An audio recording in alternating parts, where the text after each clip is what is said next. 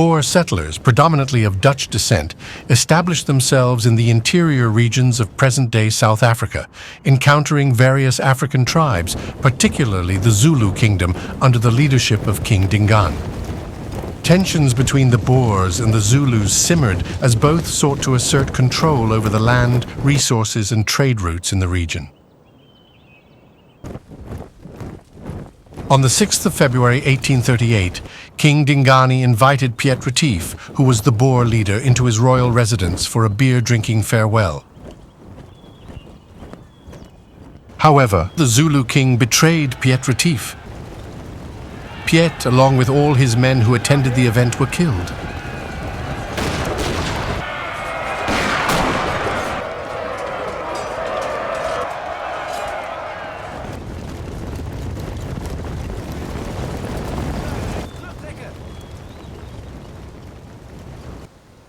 Immediately after the massacre, King Dingane sent out his impis to attack several Boer encampments at nighttime, killing an estimated 500 men, women, children, and servants.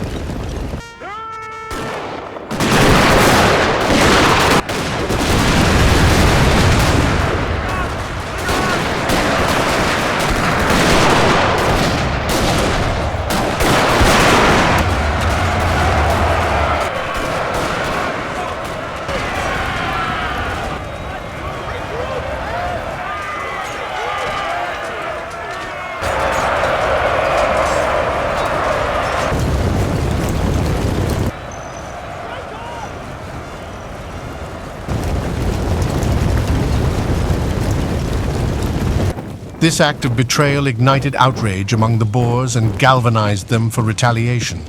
On the 26th of November 1838, Andries Pretorius was appointed as commander of over 500 heavily armed Boer combatants directed against King Dingane.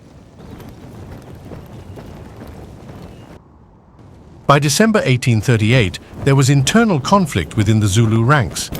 Prince Mpande and 17,000 followers had already fled from King Dingane, who was seeking to assassinate Mpande.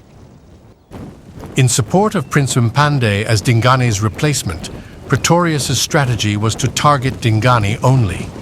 Pretorius had first to weaken Dingane's personal military power base in Umgungundlovu. Dingane's royal residence at Umgungundlovu was naturally protected against attack by hilly and rocky terrain all around, as well as an access route via Italeni, passing through a narrow gorge.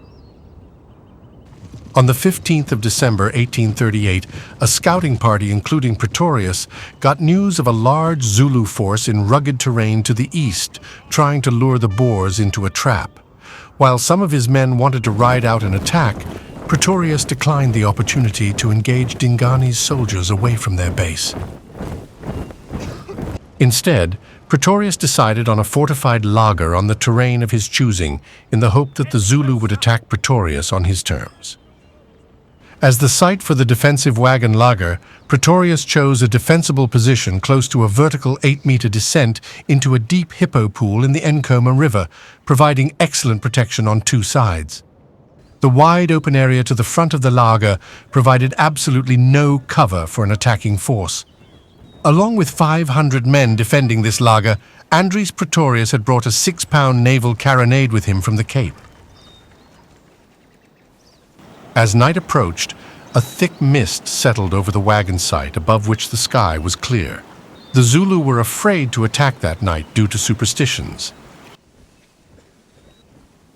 6 Zulu regiments, an estimated 20,000 Zulu soldiers led by Dambuza, crossed the Ncome River and started massing around the encampment. However, the elite forces of Senior General Ndlela did not cross the river, thereby splitting the Zulu army in two. On the 16th of December, dawn broke on a clear day. Dambuza's regiments began their advance on the Boer position.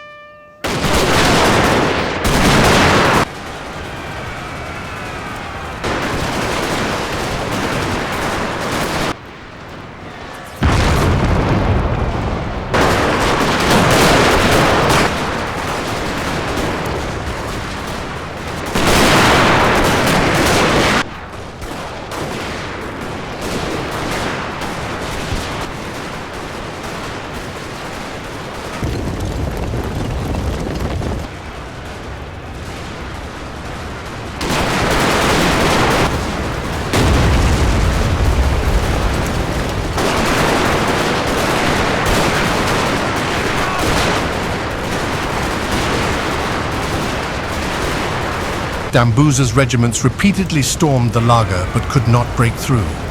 The attackers were hindered by a change introduced during Shaka's rule that replaced most of the longer throwing spears with short stabbing spears.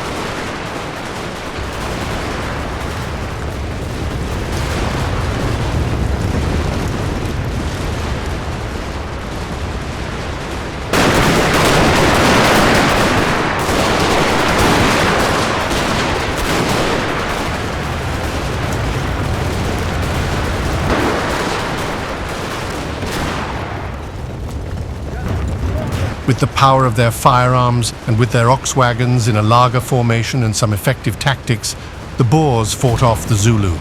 Buckshot was used on the cannon to maximize casualties.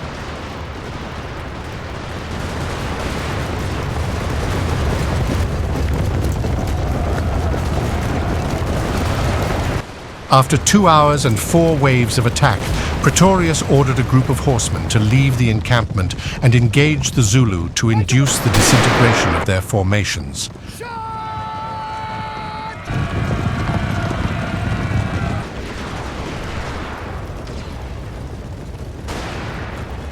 The trekkers pursued their fleeing enemies and hunted them down for 3 hours.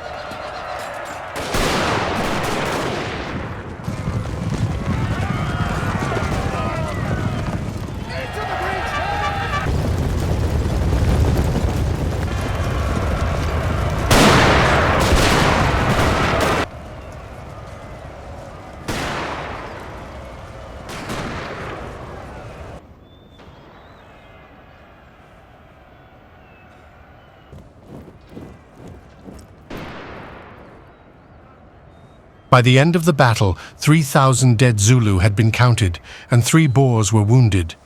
Of the 3,000 dead Zulu soldiers, 2 were princes, leaving Ndlela's favorite Prince Mpande as a frontrunner in the subsequent battle for the Zulu crown.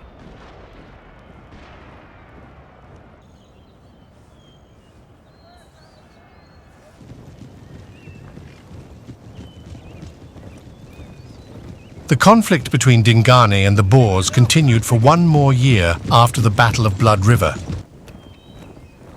Only when Dingane's brother, Mpande, openly joined the Boer side with his sizable army was Dingane finally defeated in January 1840.